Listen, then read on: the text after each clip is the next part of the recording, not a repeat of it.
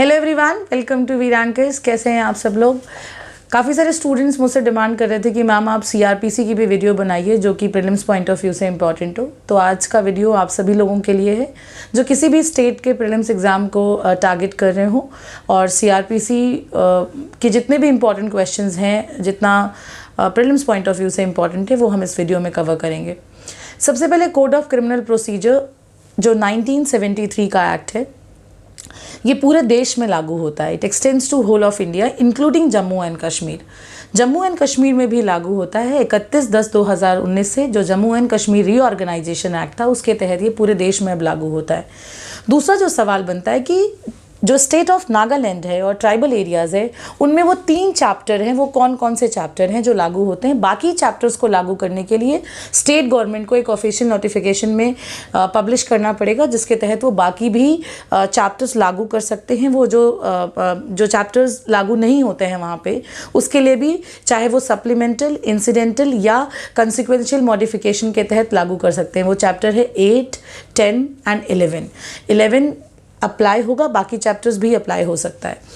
जो सबसे इम्पॉर्टेंट सवाल है सेक्शन 1 से, दैट ये कब से पूरे देश में लागू हुआ है सीआरपीसी, कब से सीआरपीसी लागू किया गया है, that is the new CrPC 1 April 1974। 1 अप्रैल 1974 से सीआरपीसी पूरे देश में लागू होता है। दूसरा जो इम्पॉर्टेंट सवाल बनते हैं वो आता है आपका डेफिनेशन क्लॉज से। डेफिनेशन क्लॉज में सबसे पहले सेक्शन 2A में बेलेबल नॉन बेलेबल होता है। बेलेबल ऑफेंसेस वो ऑफेंसेस होते हैं जो शेड्यूल 1 में बेलेबल लिखा होता है, जिसको शेड्यूल 1 में बेलेबल डिक्लेयर किया गया है। नॉन बेलेबल का मतलब एनी अदर ऑफेंसेस। सो जो शेड्यूल 1 है उसमें क्लासिफिकेशन होता है इंडियन पिनल कोड के ऑफेंसेस का, उनके डेफिनेशन का, और डिफरेंट कॉलम्स हैं उसमें। फिर वो ऑफेंस बेलेबल है कि नहीं, वो ऑफेंस कॉग्निजेबल है कि नहीं, या नॉन कॉग्निजेबल है, या वो किस कोड के द्वारा वो ट्राइबल है। तो ये क्लासिफिकेशन हमारा शेड्यूल 1 में दिया हुआ है। सेक्शन 2 क्लॉज B में चार्ज दिया हुआ है। चार्ज का मतलब होता है head of any charge when charge contain more than 1 head. Charge का जो प्रोविज़न है वो 211 से लेके 224 तक दिया हुआ है। तो आप इसके कोरिलेशन कर सकते हैं। 2B में चार्ज का डेफिनेशन है, जो चार्ज का प्रोविज़न है वो 211 से लेके 224 तक दिया हुआ है। सेक्शन 2C कहता है कि जी कॉग्निजेबल ऑफेंस क्या होता है, what is cognizable offence. See cognizable offences are those offences in which the police has got the power to arrest without obtaining the warrant from the magistrate.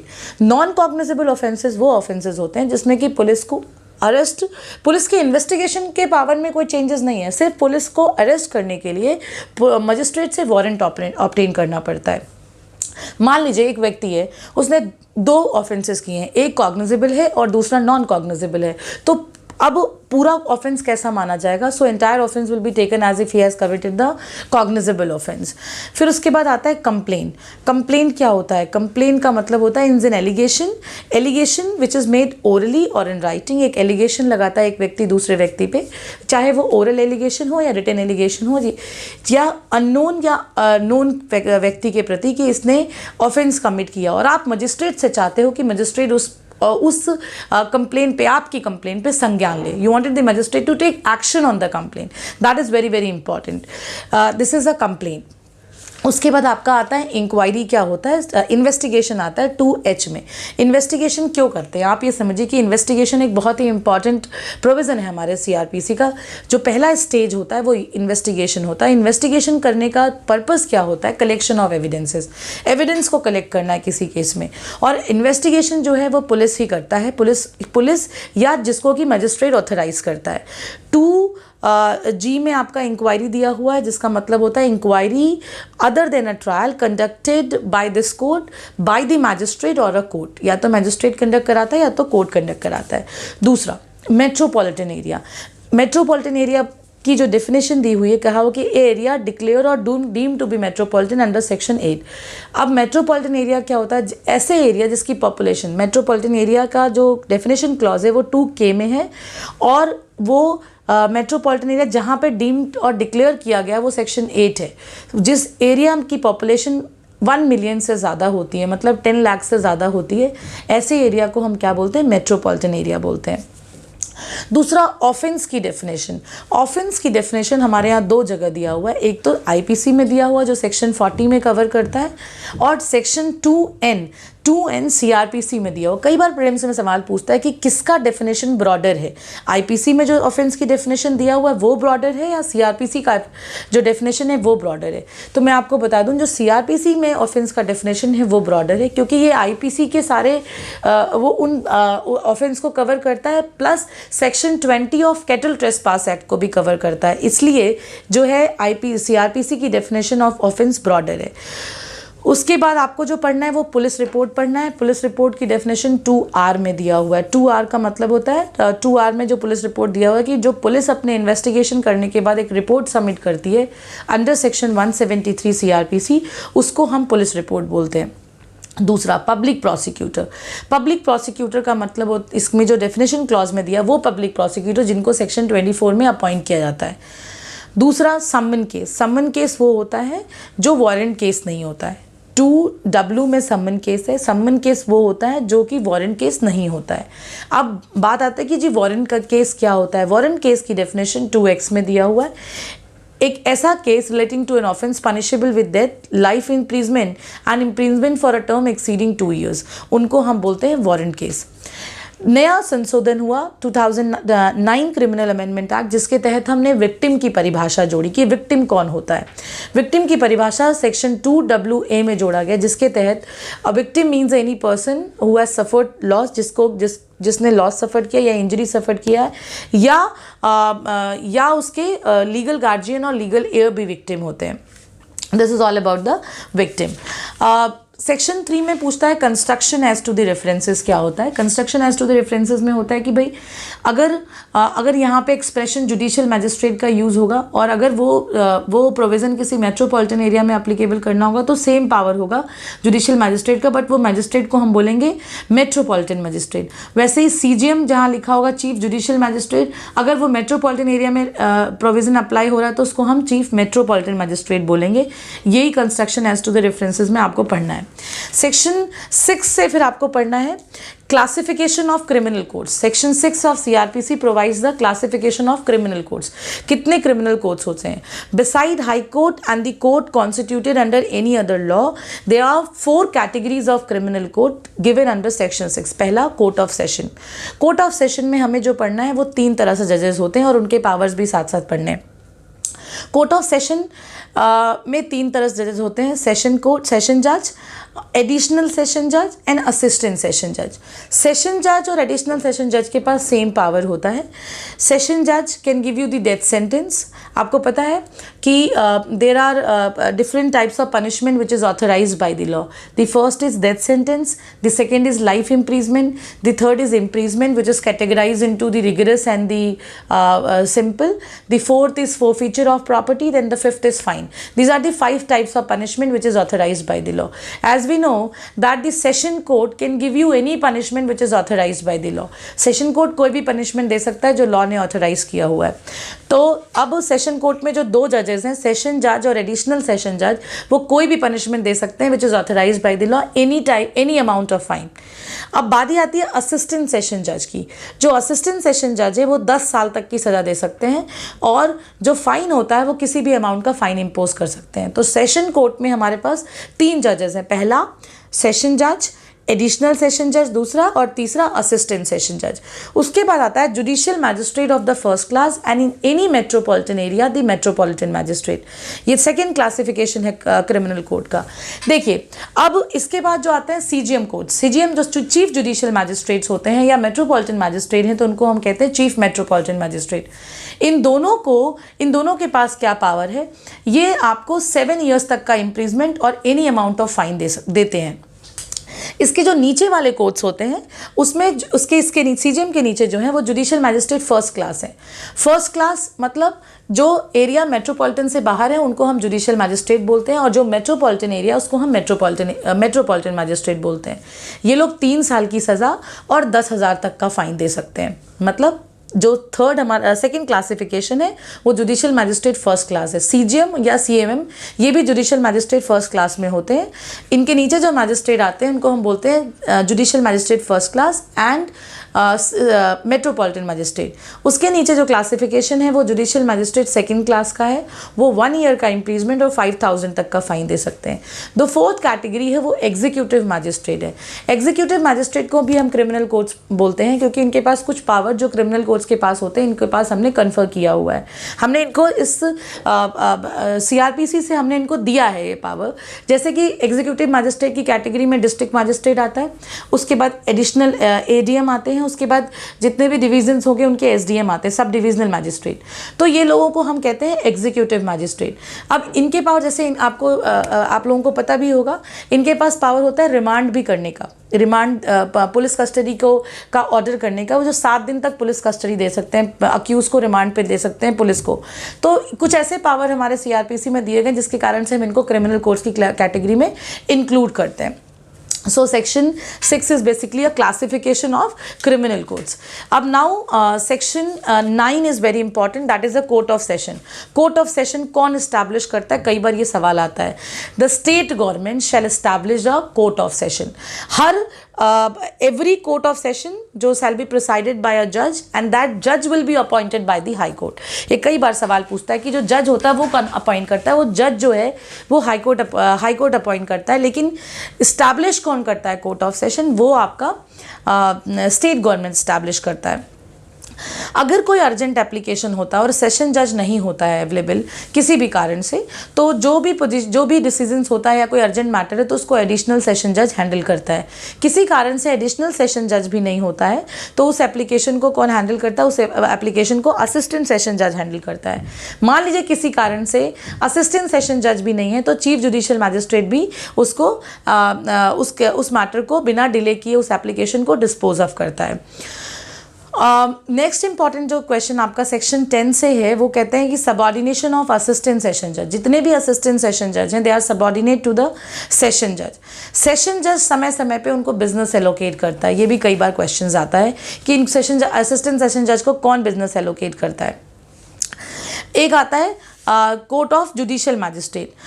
Section 12 में मैंने आपको बताया कि चीफ जुडिशियल मैजिस्ट्रेट कितना punishment दे सकता है, या additional chief judicial magistrate कितना पनिशमेंट दे सकता है, 7 years and any amount of fine. उसके बाद एक प्रोविजन आता है स्पेशल जुडिशियल मैजिस्ट्रेट। ये स्पेशल जुडिशियल मैजिस्ट्रेट क्या होता है, हाई कोर्ट या स्टेट गवर्नमेंट के रिक्वेस्ट करने पे सेंट्रल गवर्नमेंट या स्टेट गवर्नमेंट हाई कोर्ट में if requested by the state government और सेंट्रल गवर्नमेंट किसी मैटर में, किसी बंच ऑफ मैटर में किसी स्पेशल जुडिशियल मैजिस्ट्रेट से उसको डिस्पोज करना हो तो उनका अपॉइंटमेंट करता है। और जो स्पेशल जुडिशियल मैजिस्ट्रेट हैं उनके पास वो क्वालिफिकेशन होनी चाहिए जो कि एक जुडिशियल मैजिस्ट्रेट की होनी चाहिए उस मैटर को डिस्पोज ऑफ करने के लिए। जो टाइम लिमिट होता है स्पेशल जुडिशियल मैजिस्ट्रेट का, that is only for 1 year। 1 साल तक के लिए आप स्पेशल जुडिशियल मैजिस्ट्रेट बन सकते हैं। बाद में वो रिन्यू करा सकते हैं उसको या टाइम उसका बढ़ा सकते हैं। जितने भी every chief judicial magistrate they are subordinate to the session जज, और जितने भी जुडिशियल मैजिस्ट्रेट फर्स्ट क्लास हैं they are subordinate to the this chief judicial magistrate. अब जो आपको पढ़ना है that is section 21। Section 20 that is executive magistrate. Executive magistrate की डेफिनेशन सेक्शन 20 में दिया है। मैंने आपको बताया था कि हर डिस्ट्रिक्ट में एक डिस्ट्रिक्ट मैजिस्ट्रेट होगा जो सुपीरियर ऑफिसर होगा, उसके नीचे फिर एडीएम, उसके नीचे फिर कई सारे एसडीएम्स होते हैं। उसी तरह से स्पेशल एग्जीक्यूटिव मैजिस्ट्रेट का भी कई बार प्रोविजन पूछता है कि कहाँ दिया हुआ है, सेक्शन 21 में दिया हुआ है। Then coming back to the most important section, that is section 24, that which talks about the public prosecutor। इसको नोट कर लीजिए, इससे हमें हर बार क्वेश्चन आता है पब्लिक प्रोसिक्यूटर का। पहली बार क्वेश्चन आता है कि a person shall be eligible to be appointed as public prosecutor if he has been in practice for how many years. So it is given under section 24 clause 7। 24 में कई सारे clauses हैं। सो 24 के क्लॉज 7 में दिया हुआ है कि a person shall be eligible to be appointed as a public prosecutor or additional public prosecutor only if he has been practiced as an advocate for not less than 7 years। दूसरा, अगर कोई special public prosecutor बनना चाहता है तो उसके पास कम से कम कितने साल का एक्सपीरियंस होना चाहिए, 10 साल का एक्सपीरियंस होना चाहिए स्पेशल पब्लिक प्रोसिक्यूटर के लिए। एक और इम्पॉर्टेंट सवाल पूछता है कि कौन वो लिस्ट को प्रिपेयर करता है, पैनल ऑफ पर्सन्स को प्रिपेयर करता है जो कि appointed as a public prosecutor होते हैं। The district magistrate shell in consultation with the session जज, डिस्ट्रिक्ट मैजिस्ट्रेट सेशन जज के कंसल्टेशन से एक panel prepare a name of a panel of a persons who are in his opinion fit to be appointed as a public prosecutor और additional public prosecutor for the district. इसका कानून कहाँ पे दिया हुआ है? 24 क्लॉज 4 में, 24 क्लॉज 4 में ये लॉ दिया हुआ है। इसके बाद आपको पढ़ना है 25 assistant public prosecutor. It is also very very important. एक क्वेश्चन पूछता है which section of the CRPC the assistant public prosecutor is appointed, that is section 25।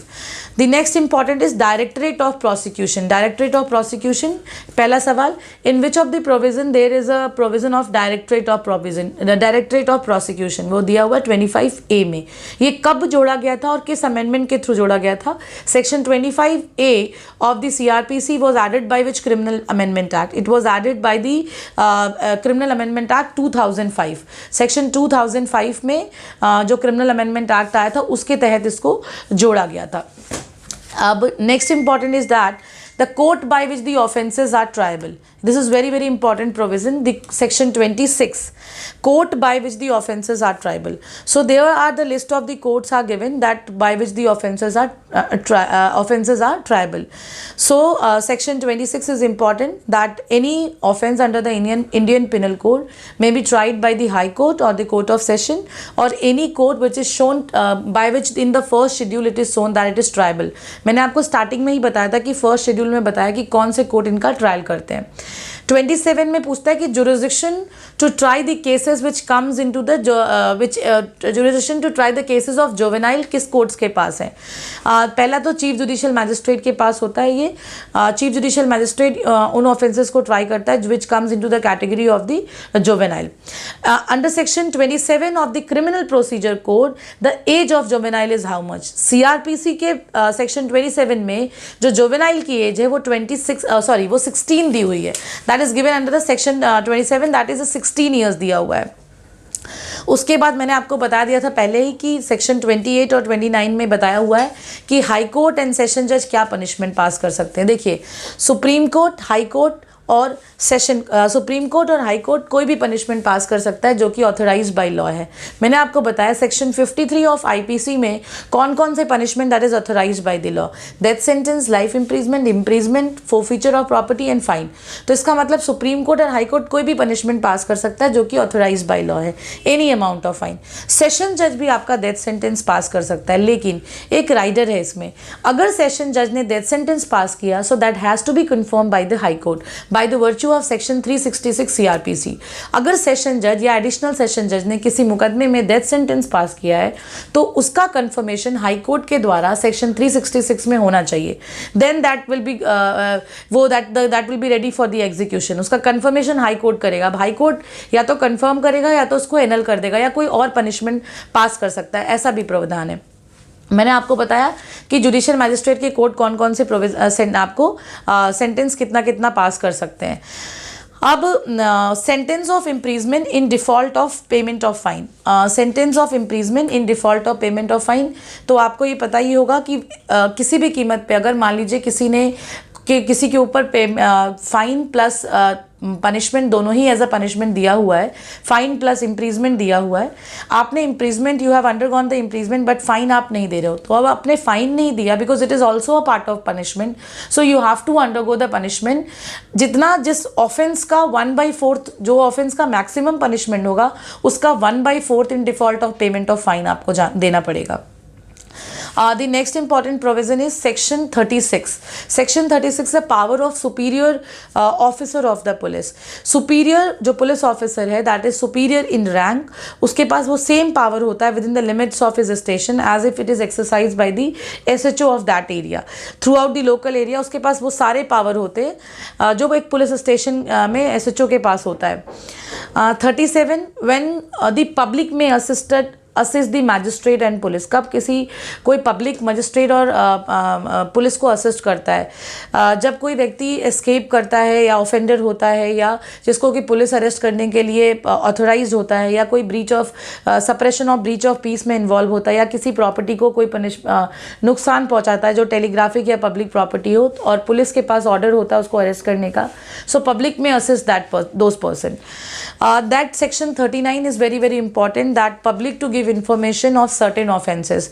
वो बताया हुआ कि भाई पब्लिक की भी कोई ड्यूटी होती है, public whenever the public has any information regarding the commission of any offense या intention to commit any offenses, जैसे कोई seditious matter हो रहा है या कोई breach of peace का matter हो रहा है या कोई मर्डर कोई कर रहा है या कोई इंटेंट कर रहा है मर्डर करने का, या कोई रैंसम का केसेस है या कोई रॉबरी हो रही है, ऐसे ऑफेंसेस जो कमिट होने वाला है या आपको सस्पेशन लग रहा है, तो आपको पब्लिक की ये दायित्व होता है कि वो एज सुन एज वो इन्फॉर्मेशन उसको मिले, they should inform about this to the police officer या नियरेस्ट मैजिस्ट्रेट को इन्फॉर्म करें। उसी तरह से सेक्शन 40 बहुत इंपॉर्टेंट है, duty of the police officer who is employed in the officer employed in the collection with the affairs of the village. ऐसा officer, every officer employed in the connection with the that affair of the village, उनकी भी कुछ duty होती है। उनके area में अगर कोई ऐसा आदमी है जो परमानेंट या temporary he is in to the habit of receiving the stolen property, या वो कोई ऐसा बंदा है जो हैबिचुअल ऑफेंडर हो, या कोई नॉन बेलेबल ऑफेंस कमिट किया हो, या कोई अननेचुरल डेथ हुआ है, तो वहाँ से वो पुलिस को या नियरेस्ट मजिस्ट्रेट को इसका information as soon as possible दे। Next very very important provision is arrest, that starts from section 41 to 60A, that deals with the arrest of person. Arrest of person is covered under which chapter? It is very important. Sometime you may get the question that किस chapter में cover किया गया है इसको? Chapter 5 में cover किया गया है। When पुलिस में अरेस्ट विदाउट वारंट, सबसे इंपॉर्टेंट केसेस कि पुलिस कब बिना वारंट के किसी को अरेस्ट कर सकता है। So any police officer without an order from the magistrate arrest any person, जब उसके प्रेजेंस में कोई कॉग्निजेबल ऑफेंस करता है या किसी व्यक्ति के खिलाफ रीजनेबल कंप्लेंट मिला हुआ है कि या रीजनेबल सस्पिशन एग्जिस्ट करता है कि इसने ऑफेंस कमिट किया, और ऑफेंस जो है 7 साल से imprisonment for a term which may be less than 7 years और विच मे एक्सटेंड टू 7 years, और पुलिस को सस्पिशन के बेसिस पे बिल्कुल कंफर्म हो जाता है कि इस बंदे ने ऑफेंस किया हुआ है, या किसी व्यक्ति ने 7 साल से ज़्यादा का ऐसा ऑफेंस किया जिसकी सज़ा जो 7 साल से ज़्यादा है, और या डेथ सेंटेंस भी है और पुलिस को पूरा कंफर्म है कि ये भाई इसने जो है ऑफेंस को किया हुआ है, या कोई प्रोक्लेम्ड ऑफेंडर है, या उसके पास कोई प्रॉपर्टी ऐसी मिलती है जो कि स्टोलन प्रॉपर्टी है, या कोई डिजर्टर है आर्मी का, या किसी के खिलाफ रीजनेबल कंप्लेंट मिला हुआ है जो एक्स्ट्राडिशन किसी दूसरे देश में जाके ऑफेंस कमिट किया हुआ है, या कोई किसी ने रूल ब्रीच किया है, ऐसे व्यक्ति को हम अरेस्ट कर सकते हैं without warrant, that is section 41। 41A जो है ये 2010 में जोड़ा गया था, 2009। 41A B C D जो है 2009 में जोड़ा गया है। और notice of appearance before a police officer, अगर मान लीजिए किसी व्यक्ति को नोटिस दिया गया कि आप समय समय पे आके थाने में आते जाइए और अपना पुलिस को आप जो है आके अपना प्रेजेंस शो करते रहिए, तो आपको अरेस्ट नहीं किया जाएगा उतना टाइम, और इतने टाइम पे आपको रोज़ आके बताना है या हफ्ते में एक दिन आके पुलिस को आपको बताना है, तो आपको अरेस्ट नहीं किया जाएगा। तो वो notice of appearance before a police officer. दूसरा आता है procedure of arrest. They are certain guidelines which have been given कि भाई this are the guidelines which the police have to adopt while making an arrest, because see arrest is what? Arrest is total deprivation of the person's life and the personal liberty, right? So you cannot personal liberty of the person cannot be restrained unless the procedure is established by the law. सो जो भी police officer arrest करता है उसकी certain liability होती है कि वो जो क्लियर करे अपना आइडेंटिफिकेशन की क्या नाम है उसका। दूसरा, वो मेमोरेंडम प्रिपेयर करेगा। मेमोरेंडम में घर के मेंबर या घर के मेंबर अवेलेबल नहीं होंगे तो वो कोई आस पड़ोस के लोग होंगे जो साइन करेगा, काउंटर साइन अक्यूज़ भी करेगा। उसके बाद जो है उनके अगर उसके फ्रेंड और फैमिली मेम्बर नहीं होंगे तो उसके पास एक राइट होगा कि जो अपने घर पे वो इन्फॉर्म कर पाए कि वो किस या घर पे इन्फॉर्म करा जाए कि भाई किस ऑफेंस में उसको अरेस्ट किया गया है। उसको एडवोकेट से मिलने के कुछ अधिकार होते हैं। ऐसे कुछ गाइडलाइंस होते हैं जो आपको दिए जाते हैं। Arrest on refusal to give the name and the residence. अगर मान लीजिए किसी व्यक्ति को नॉन कॉग्निजेबल ऑफेंस में अरेस्ट किया गया और वो पुलिस के पूछने पे कि अपना नाम और रेजिडेंस सही नहीं बता रहा, या पुलिस को लगता है कि रेजिडेंस और नाम गलत है, तो police has got a power to arrest that person. तीसरा, that is arrest by a person, that private person and the procedure. अगर मान लीजिए किसी प्राइवेट पर्सन के सामने कोई कॉग्निजेबल ऑफेंस कर रहा है तो आप भी अरेस्ट कर सकते हैं, लेकिन उसकी कुछ प्रोसीजर होते हैं। जैसे ही आपने किसी को अरेस्ट किया, आप सीधे उसको पुलिस के पास हैंडल करिए, और पुलिस को लगता है कि इस बंदे ने कॉग्निजेबल ऑफेंस किया है तो उसको री अरेस्ट करता है। 44, that is arrest bye the magistrate. Magistrate भी अरेस्ट कर सकता है। नाउ अरेस्ट हाउ में, दैट इज सेक्शन 46, ये पढ़ लीजिएगा। Know unnecessary restrain. अगर आपने अरेस्ट किया है, अगर अरेस्ट करते समय उतना ही रेस्ट्रेन देना जिससे कि बंदा भागे ना, आप अननेसेसरी उसको डिप्राइव नहीं कर सकते। Now section 50, person arrested, he should be informed the ground of arrest, and if he has committed the bailable offense, he should also be informed that you can take a bail, right? अगर आपने bailable offense किया हुआ है तो आप bail भी ले सकते हैं, ये पुलिस को बताना पड़ेगा। 50A, obligation of the person making arrest to inform about the arrest to be nominated person। आप अपने किसी भी nominated person को inform कर सकते हैं कि आपको arrest किया गया है। दूसरा आपको पता है कि भाई जो सेक्शन आपको पढ़ना है, सर्च ऑफ अरेस्टेड पर्सन। आप अरेस्टेड पर्सन जिसको भी आपने अरेस्ट किया है उसको आपको सर्च करना पड़ेगा। एक केस आया था जिसमें कि गाइडलाइंस दिया गया था, क्वेश्चन कई बार आता है, special guideline regarding the arrest. सबसे इंपॉर्टेंट केस है, special guideline regarding the arrest was given in which case? That was a DK Basu case. DK Basu versus state of West Bengal. Right of the arrested person has been down by the supreme court, has been penned by the supreme court in which of the following cases? That is DK Basu versus state of West Bengal. दूसरा question जो आता है, guidelines regarding the arrest in the cognizable offences punishable up to 7 years। ऐसे offences जो कि 7 साल तक punishment जिसमें दिया हुआ है, वो गाइडलाइन किस केस में इशू किया गया था? That was Arnesh Kumar versus state of Bihar. That was an Arnesh Kumar versus state of Bihar, जिसमें सुप्रीम कोर्ट ने एक पूरी गाइडलाइन इशू करी है। अब जो आपको पढ़ना है जुडिशियल ऑफिसर, ये वाला भी बहुत इंपॉर्टेंट केस है। दी guidelines regarding the arrest of judicial officer by the police were issued by the supreme court in which case? Judicial officer को अगर आपको अरेस्ट करना है तो क्या गाइडलाइंस फॉलो करना होगा? उस केस का नाम है Delhi judicial service association versus state of Gujarat. Delhi judicial service association versus state of Gujarat. Delhi judicial service association versus state of Gujarat, याद कर लीजिएगा इसको। दूसरा आपको power to seize a offensive weapons. अगर कोई ऑफेंसिव वेपन आपको मिला है, पुलिस ने आपको पर्सन सर्च किया है अक्यूज पर्सन का, तो जितने भी ऑफेंसिव वेपन मिला है उनको सीज करना। अब सेक्शन 53 बहुत इंपॉर्टेंट है, examination of accused by medical practitioner at the request of the police officer. देखिए आपको पता है कि जब भी किसी व्यक्ति को अरेस्ट करते हैं तो उन सभी का एग्जामिनेशन होता है। वो एग्जामिनेशन जो होता है वो सेक्शन 54 में होता है, ध्यान से सुनिए। उस एग्जामिनेशन को हम सेक्शन 54 में करते हैं। Examination of accused by a medical practitioner at the request of the police officer. अगर कोई व्यक्ति ऐसा ऑफेंस किया हुआ कि जिसका कि पुलिस को लगता है कि उसके बॉडी को एग्जामिन करेंगे, हो सकता है वो कोई सेक्सुअल ऑफेंसेस हो, कोई सेक्सुअल ऑफेंसेस हो, उसमें अगर हम उसकी बॉडी को एग्जामिन करेंगे, उसका कुछ सीमेन एग्जामिन करेंगे या कोई ऐसा ऑफेंस जिसमें ब्लड या ब्लड स्टेन एग्जामिन करना है, तो वो पुलिस जो है मेडिकल प्रैक्टिशनर से रिक्वेस्ट करता है कि भाई आप मुझे परमिशन दीजिए, इसका मेडिकल एग्जामिनेशन करवाना है। स्पेशली एक सेक्शन रेप के लिए डाला गया, सेक्शन 53A, जिसमें कि examination of the person accused of rape by a medical practitioner. ये 2006 में जोड़ा गया था। अगर कोई रेप का अक्यूज होता है उसका भी एग्जामिन करना, जिसके कि उसके ब्लड उसके सीमेन से ये मालूम चल पाएगा कि प्रिसाइसली द रीज़न, जो भी वो मेडिकल प्रैक्टिशनर जो भी रीज़न देगा वो सारा कुछ उसमें रिपोर्ट में प्रिपेयर किया जाएगा। 54 में मैंने जैसा आपको बताया कि जितने भी लोग अरेस्ट होते हैं उन सब का एग्जामिनेशन करना होता है। एक प्रोविज़न इसमें आया है 54A, ये आता है identification of the person arrested. Whenever a person is arrested, identification is considered to be necessary for the purpose of investigation. That identification will be conducted by the under the supervision of the judicial officer and it is the case of the investigation only. It is a procedure of the investigation. उसके बाद आपको पढ़ना है section 57, person arrested not to be detain more than 24 hours. आपको पता है कि person arrested not to be detain more than 24 hours एक कॉन्स्टिट्यूशनल प्रोविजन भी है under article 22। that is a introduction part till section 57 we have completed. The next video will be covering the other topics. Thank you everyone.